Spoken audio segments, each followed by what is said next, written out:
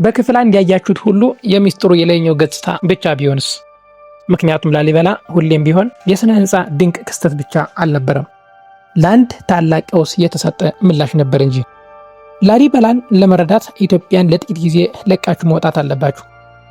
ወደ ሰሜን ተጓዙ። በረሃዎችን አቋርጣችሁ፣ ግዛቶችን አልፋችሁ የሚሊዮኖችን እምነት ወደ ቀረጸችው ከተማ ኢየሩሳሌም። በ12ኛው ክፍለ ዘመን ኢየሩሳሌም በክርስቲያኖች እጅ አልነበረችም፣ በእስላሞች ቁጥጥር ስር ወድቃ ነበር። የሱልጣን ሰላሃዲን ሆና ነበረ። መንፈሳዊ ጉዞ ማድረግም ፈጽሞ የማይቻል ሆኖ ነበር። ለክርስቲያኑ ዓለም ይህ ፖለቲካዊ ጉዳይ ብቻ አልነበረም፣ ጥልቅ የሆነ መንፈሳዊ መገለል ጭምር ነበር። በሀገራችን ተራራማ አካባቢዎች ደግሞ አንድ ንጉሥ ይህን ሁሉ ይታዘብ ነበር። ስሙ ላሊበላ ይባላል። ነገር ግን እንደ ሌሎቹ ነገሥታት ጦር ማዘጋጀት፣ ወደ ጦርነት መዝመት አልነበረም የሱ ዓላማ። ከዚህ ይልቅ እጅግ የላቀና የተለየ ነገር አሰበ። ኢየሩሳሌምን ወደ ኢትዮጵያ ማምጣት ቢቻልስ?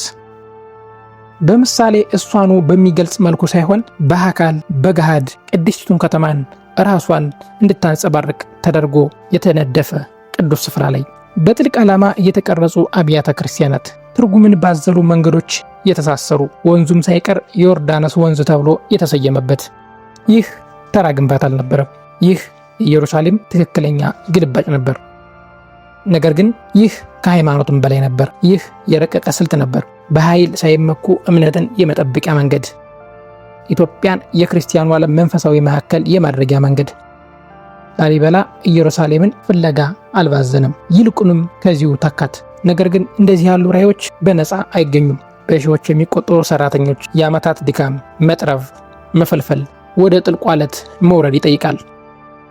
ለዝና ሳይሆን ለእምነት ሲባል እያንዳንዱ ግድግዳ፣ እያንዳንዱ መተላለፊያ፣ እያንዳንዱ የተደበቀ መንገድ የተገነባው በመስዋዕትነት ነው።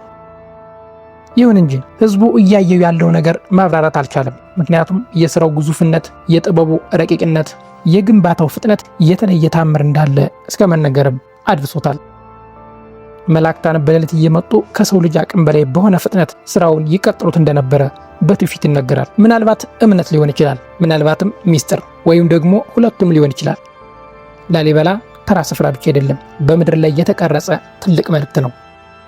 ኃይል ሁልጊዜም ቢሆን በጦር ሰራዊት ብቻ እንደማይገኝ፣ ይልቁንም በሐሳብ እንደሚገኝ ትልቅ ማሳያ።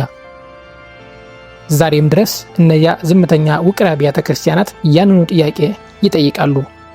እምነት ከገደቦች ሁሉ በላይ ሲጠነክር የሰው ልጅ በእርግጥ ምን ማድረግ እንደሚችል ትልቅ ማሳያ ነው። ላሊበላ ዝም ብሎ የተገነባ ስፍራ አይደለም፣ በራዕይ የተነደፈ፣ ጥበቃ የተደረገለት እና መስዋዕትነት የተከፈለለት እንጂ።